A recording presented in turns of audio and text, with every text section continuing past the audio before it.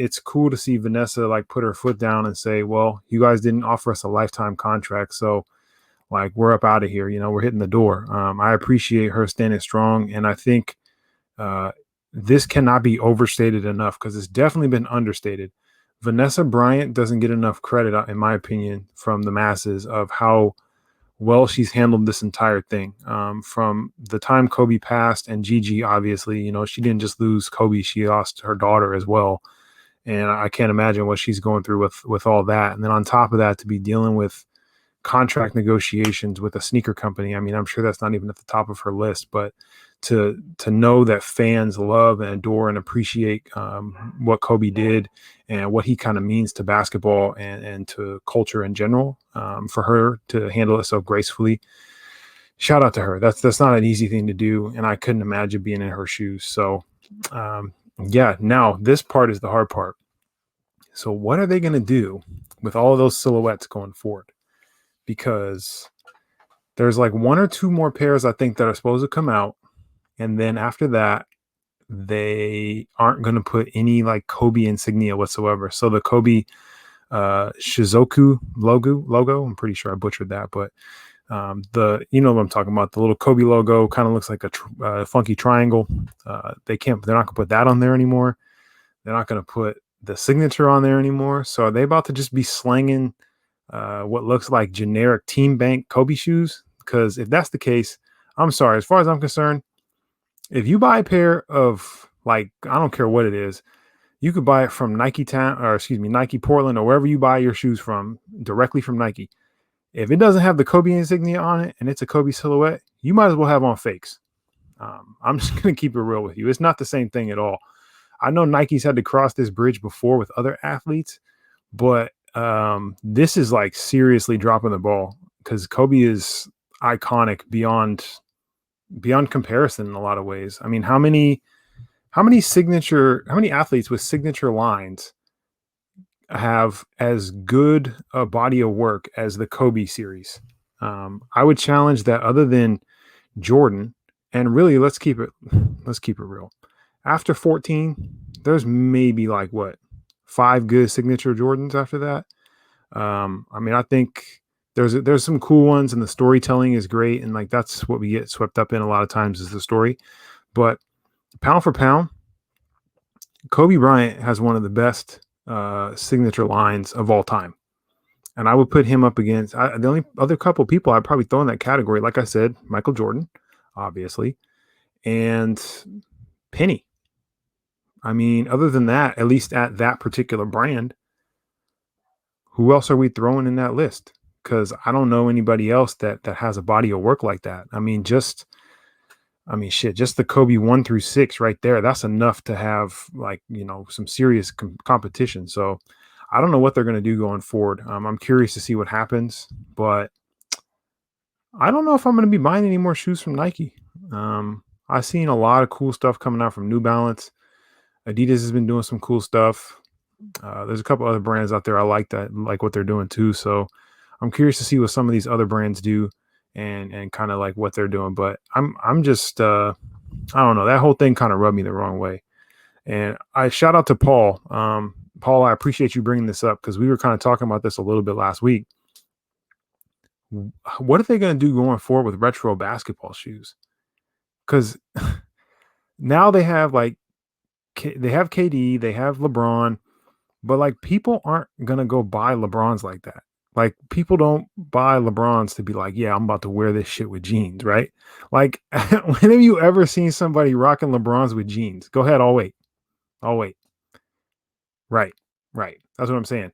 And if they are wearing them with jeans, it's not like let me get the tailored taper look. It's that boot cut shit, right? So I don't know like what they're going to do going forward with the signature line, or with the retro basketball silo, because LeBrons don't resonate with this generation like Jordans did with our generation. So they're going to definitely have a tough time figuring that out over the next few years. I don't see people. I mean, you go through and look at like some of KD stuff from his earlier days. The KD 4 is dope. They could probably retro that. But I mean, who's lining up for those? Like who's are those selling out on sneakers? Are those shoes that people are going to be like fighting each other over? I don't see it. So, I mean, losing Kobe is a big blow to that brand as a whole. And I think that like that ripple effect is going to be tough going forward, because Kobe has some beautiful signature shoes. And I mean, they're really, really tough to get too. I think that was another problem, is Vanessa Bryant was kind of sick of like the difficulty that fans were having in getting a hold of some of this stuff. If, for example, if 10 million people want the shoe and there's only 1 million pairs, that means you only met 10% of the demand. That's creating a vicious resale market, obviously, because if you go on StockX or GOAT or eBay, because now they verify authenticity all of a sudden, which I find very interesting, they have Kobe's going for like, I mean, the second that people found out that the line was like going away and like they're no longer doing Kobe's at Nike, I mean, prices skyrocketed. Like I'm talking, I looked at a size 14, which is my size, for a couple of pairs, and I almost pulled the trigger and was like, oh, okay, maybe I'll spend $700 on 2 pairs of shoes, right? Thinking like that's a lot of money. I should have pulled the trigger, because the next day I got online, I swear to God, both the pairs I was looking at were going for at least over $1,000 from the day before. So it's the wild, wild west out there right now, man. I don't know what they're going to do, but it's not looking too good for the retro Nike basketball silo over there, because people are not copying LeBrons. I promise you. You start retroing LeBrons, I mean, there's going to be a few one-off pairs, obviously. Yeah, there'll be some, like the South Beach 8 is dope. There's a couple other ones, but for the most part, like people aren't buying LeBrons like that. And you can argue with me all you want to, but if you think that if you think LeBrons will sell the same way that Kobe's do, as far as like a retro standpoint goes, you're crazy. Simone Biles. So Simone Biles was a Nike athlete for quite some time now, and she left and is doing her own thing with Athleta now. And I saw one of the reasons that she decided to leave was that she felt like her voice would be better heard in other places. So, kind of reading between the lines and thinking about it from her perspective, she's a young Black woman who is watching a lot of things going on in the world right now, especially in America, that she's obviously not comfortable with, and she wants to say something. And I don't feel like she was maybe provided that platform, or that kind of like, I don't want to say go ahead, but let's be real. If you're sponsored by a company, they can kind of tell you like, hey, what you did there, like that's a violation of your contract, or this, that, or the other. So I don't know the details of it like that, but what I'm going to assume is that she wants to be more vocal in her efforts as far as social justice is concerned. And I think she made a decision that is going to be kind of looked at funny at first, but if you've ever went and checked out some of the clothes at Athleta, they have some dope stuff. Like they're not Lululemon, but I mean, let's be real. If you know Lululemon, you know that is the gold standard of women's workout clothes. So with Athleta, they have great apparel. Like their stuff is really, really good. I'd put it up against a lot of the other higher end. I say higher end in air quotes because I feel like it is higher end. Women's apparel out there for athleisure. And I think Simone Biles made a great choice. And I think going forward, she's going to have the opportunity to kind of like just do things on her own and do the things the way that she wants to do them. One thing that's been very important for our generation, and I mean millennials, and then the generation coming behind us. I don't know what the hell that generation's called.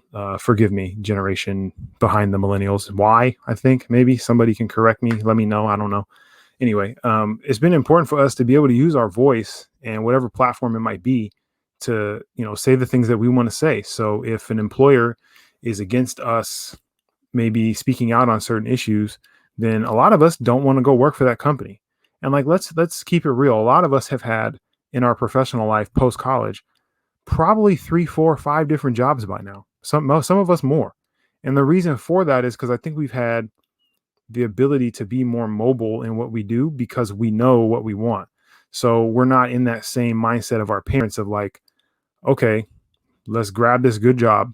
Let's work here for 30, 40 years, whatever it might be. We'll build that pension up and all that. And that's just it. We'll right off into the sunset. I think we're doing things differently, and I like it. I appreciate it because we we know what we're worth, and we're not willing to settle for less. And I think a lot of us are kind of sick and tired of that old school model of like the good old boys club and kind of that toxic work culture in the corporate environment. So I applaud Simone Biles for being able to step out on her own and be brave enough to do that, because it's not an easy thing to step out from that big Nike umbrella. A lot of things come along with that, but I think she will be much better off in the long run, and she'll get an opportunity to do stuff that she wants to do the way she wants to do it. And that's super important. So shout out to you, Simone Biles. And I appreciate you doing things the way that you want to do them.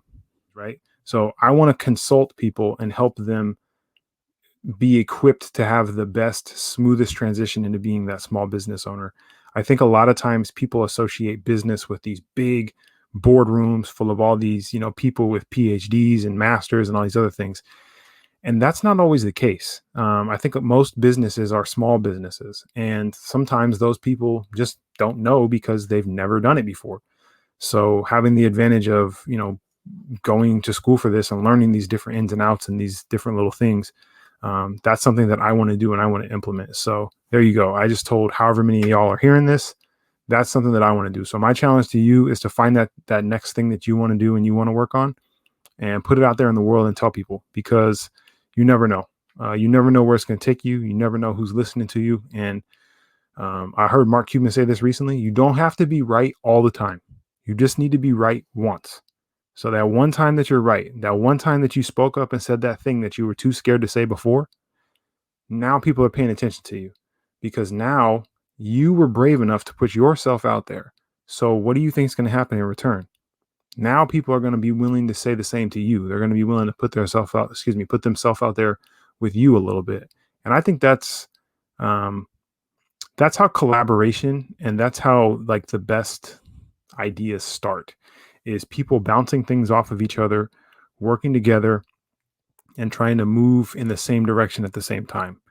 If you tell 3 or 4 of your friends, and one of those friends or two of those friends are on your side and they're with you, or maybe 2 or 3 of those friends are knuckleheads and they don't really give a shit about the stuff you have going on out there in your day to day, that's going to be tough. But if you tell somebody that that you're close with, that like you can confide in, that they'll call you on your bullshit, that person will help you. And I think that it's a helpful exercise to do. So that's my challenge for you over the next week.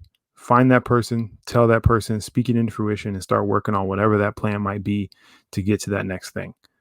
Because I'm sure as hell putting as much time as I can into the stuff outside of my day job, because I have bigger dreams than working for someone else for forever. And I know a lot of you guys do too. So it's not easy. It doesn't always feel good. Editing a podcast at midnight when all you want to do is go to bed isn't always the funniest thing in the world, but it's very gratifying. And when I say I'm going to do something, I do it. So if I tell you this episode's coming out at 7 a.m. on Tuesday, like clockwork, this episode will be out on Tuesday at 7 a.m. So a little more serious subject matter. A lot of us, unless you've been living under a rock, have been seeing all these police shootings going on, especially people of color, and more specifically Black men and women. And man, I feel like a broken record. This is the 37th episode, and I'm sure if you go back through and listen, this has been a subject, I don't know, 10, 15 times already. And it could have been a subject every damn episode, to be honest with you, because it's like a new thing's happening every week. So my first degree is actually in criminal justice. And one of the things that they emphasized the most in that program was community policing.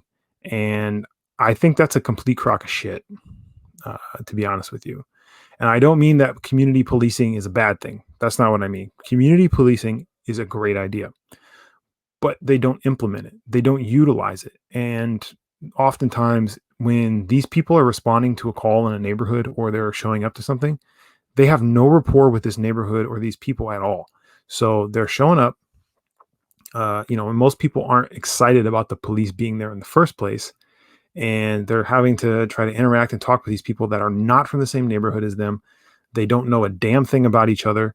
And it's not a great way to start off a relationship that needs a lot of communication. So how do you go about changing that system? I think completely defunding the police is not the right answer. I don't believe that taking money away from those organizations is the right move. However, I do believe that that money could be better spent on other things, like ongoing training. That is something that should be happening every single week. We exercise our bodies on almost daily basis, most of us. So why are those same people that are trusted with a badge and a gun and authority and what is it? What is the immunity they have? I forgot the Jesus Christ, it's going to drive me insane now. But whatever immunity it is, and they are going out here and acting like Dirty Harry.